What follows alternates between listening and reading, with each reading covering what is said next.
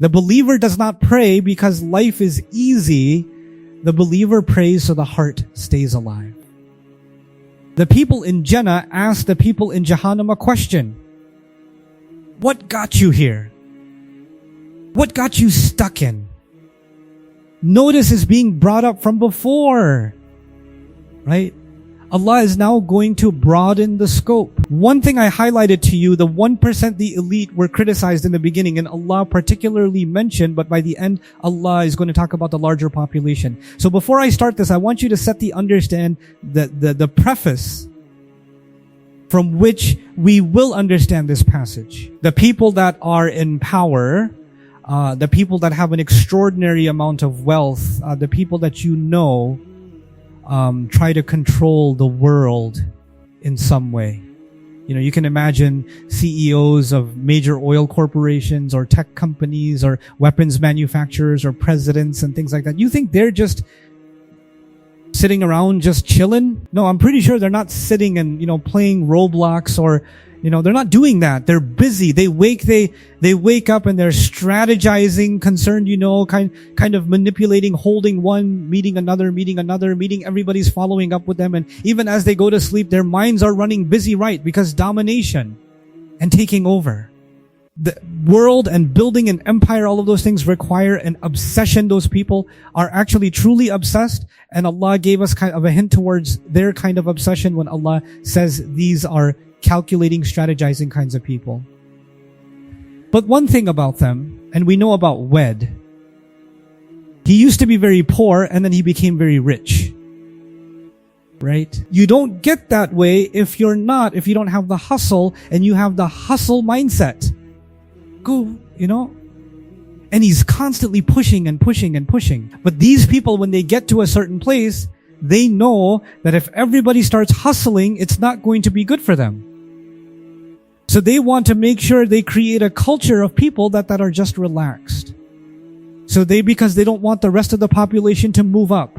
They want them to stay in a certain place. Right? So for them, they create a culture that will keep them busy with useless things. Sports, entertainment, gossip, storytelling, poetry, these things. They'll do one of those things a little bit, but really they're driven 97% of the time with their mission, but they want people to be basically lost in these things generally. We're going to find as we explore this passage that now Allah is not just talking about the top 1%. Allah is now talking about the masses of people, the larger population also, many of them who end up in hellfire, and why they end up in hellfire. So we're not just talking about the worst of the worst people who end up in hellfire, but why even some general populations can also end up in hellfire. May Allah protect all of us from it. They say, we weren't from those people who pray. We weren't from those people who pray. This is a deep statement. We weren't from those people who pray. In other words, prayer is directly tied to religion. We weren't religious. We didn't care about religion. It didn't even occur to us to think about religion. That was not our thing. It didn't really matter to us. Life is good. Why do I need religion? Why do I need to pray? What am I going to get out of it? When you live a transactional life, prayer is not going to give you anything. You can't make a channel about if you pray you're not going to have back problems. You're going to have better blood circulation. Because from sujud to saga, it's going to create increased blood activity. Blood flow into your brain, and you're going to have better memory, etc. Wow, look at this is why I should pray. You could have those benefits for the prayer. That's cool. But then you're saying, do prayer, because it's a good alternative to yoga. Right? You're not praying because of the right reasons. Their concept was, I just never saw the point. We didn't do that stuff. We weren't religious. That's the first reason they say. But in Quran, in Islam, the prayer is something even deeper. It's not just some worship, some religion, and some religion. Let's think about the prayer. How does it begin? It begins with right bar, and the surah, interestingly, already said that the fundamental message of dawah is we started there. Now when we say Allah Akbar, we say this multiple times in a day at specific times, no matter what activity you're doing, it disrupts your activity and you turn back towards Allah and you face the same direction and you reorient yourself and you leave the entire world. The argument you were having, the project you were working on, the meetings you were going to have, family time, whatever you were doing, all of that stopped, and you just stood in front of Allah and the world disappeared.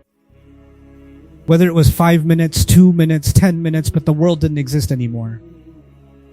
It's just you and Allah, and you're just facing Allah directly. Allah truly became for those moments, because nothing is greater than Allah when you're standing there. In fact, Allah is so Akbar that your mouth is not saying anything Allah doesn't want you to say.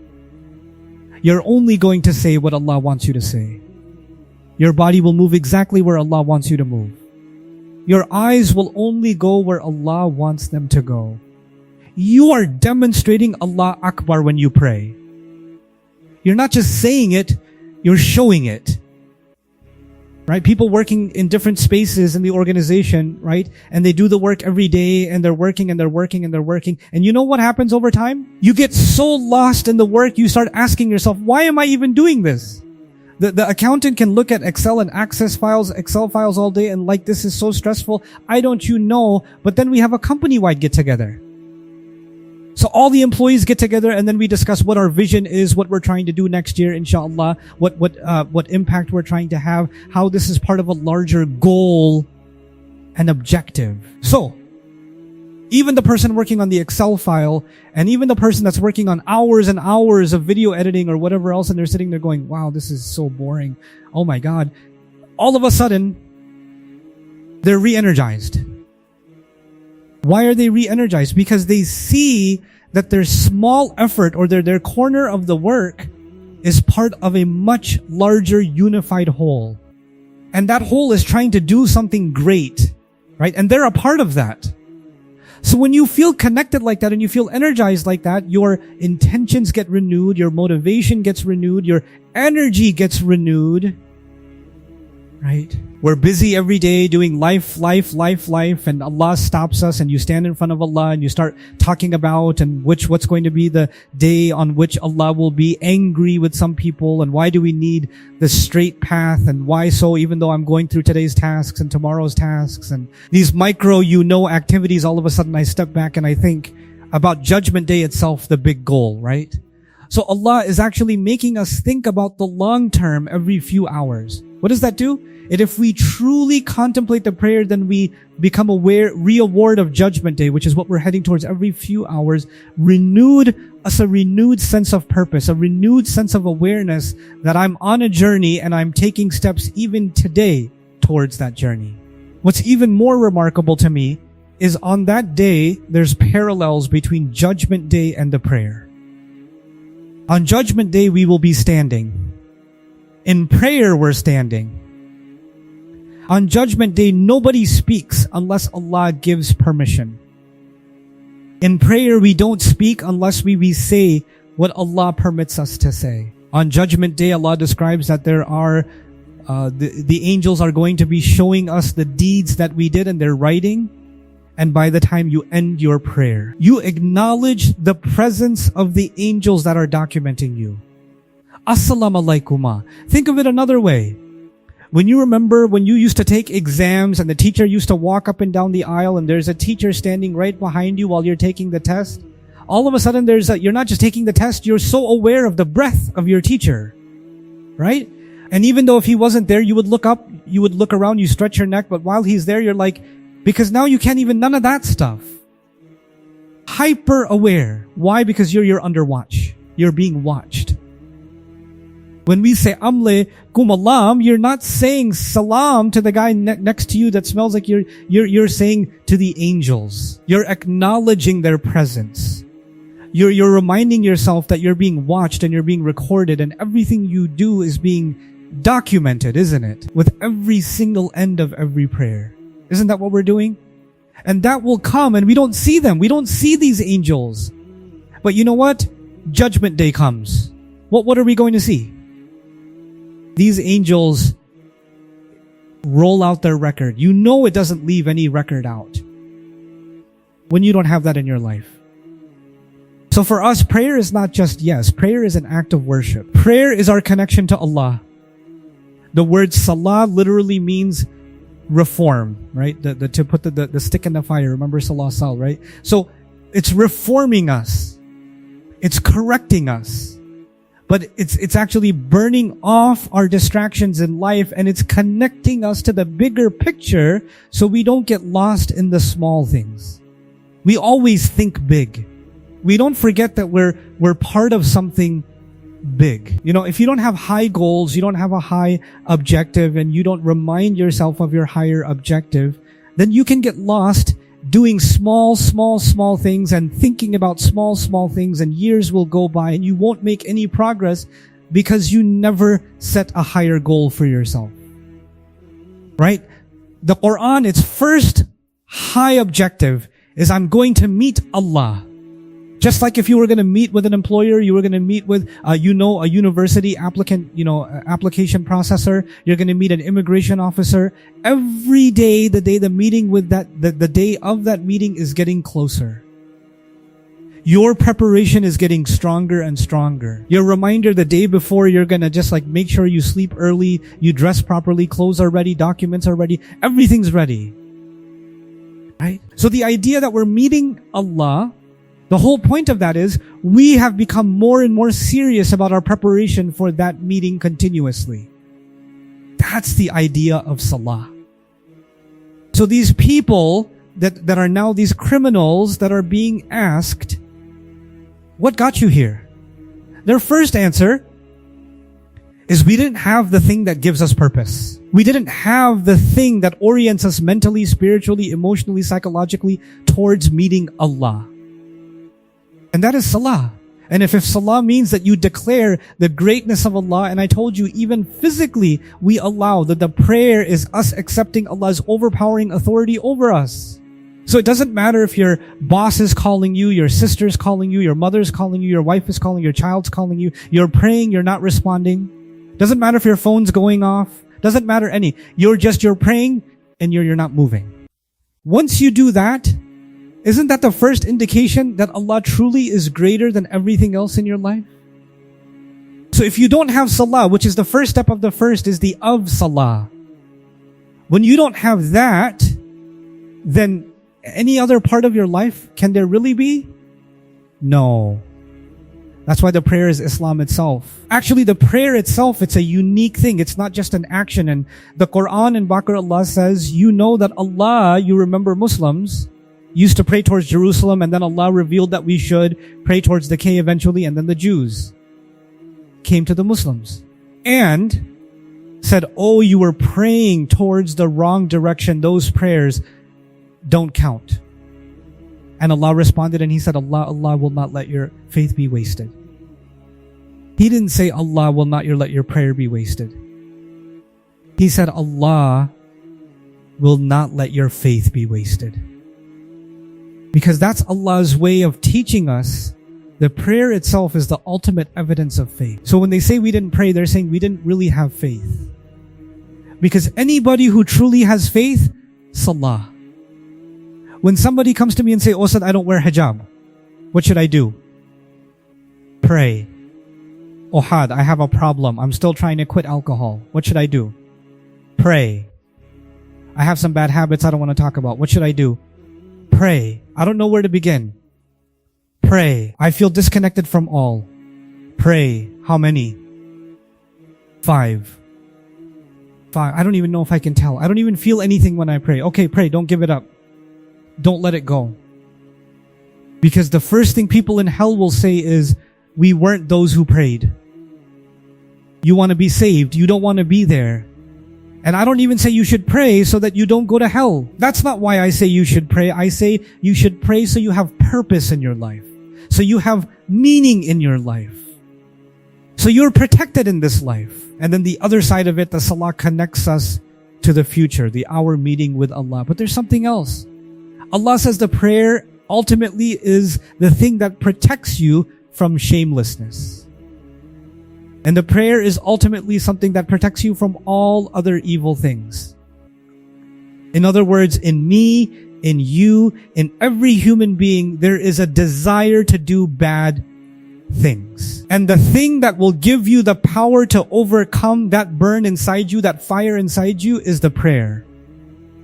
The prayer is a every few hours fire extinguisher over your anger problem, your hormonal issue, your addiction to whatever or whatever else, all the things that the evils that are inside us, that's inside us will be suppressed. Because Allah says the salah is the thing that prevents shamelessness and evil from taking root. It stops it. And the remembrance of Allah is truly greater. And what is the salah? It's the remembrance of Allah. Is the ultimate remembrance of Allah. There is no greater spiritual practice. I don't get tired of saying this because we've developed this notion that we have to find a spiritual connection to Allah somewhere else. Salah is just salah. No, there's no better spiritual practice than the thing that connects even the messenger of Allah to Allah subhanahu wa ta'ala.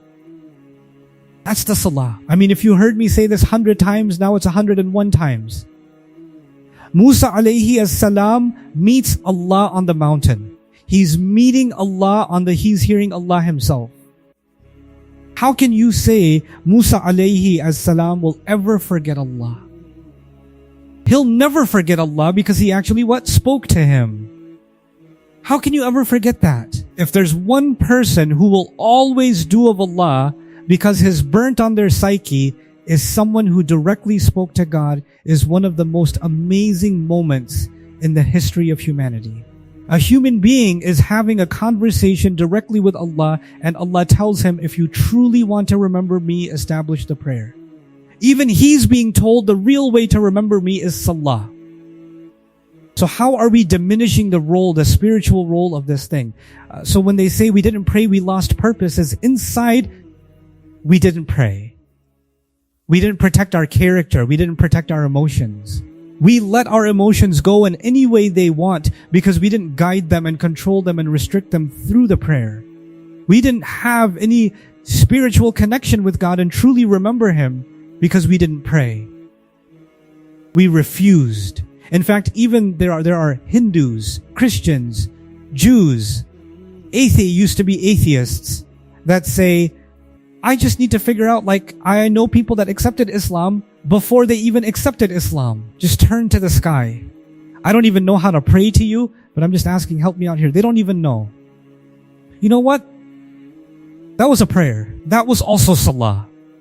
And that salah will eventually guide that person to the revealed salah.